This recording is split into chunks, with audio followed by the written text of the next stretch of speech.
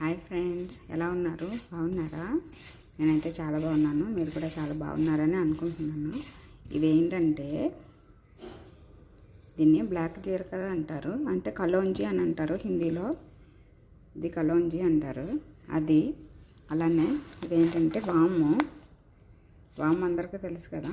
ఇది వాము. ఇవి వచ్చి మెంతులు ఫ్రెండ్స్. ఇప్పుడు నేను ఏం చేస్తున్నానంటే ఈ వాము, ఈ కలోంజి, ఈ మెంతులు, ఈ మూడు కలిపి మనం ఇలాగా సన్నని మంట పెట్టుకుని ఫ్రై చేసుకుని వీటిని మిక్సీలో వేసుకుని పొడి చేసుకుని మార్నింగ్ ఖాళీ కడుపుతోటి ఒక స్పూన్ గోరువెచ్చని నీటిలో కలుపుకొని తాగాలంట.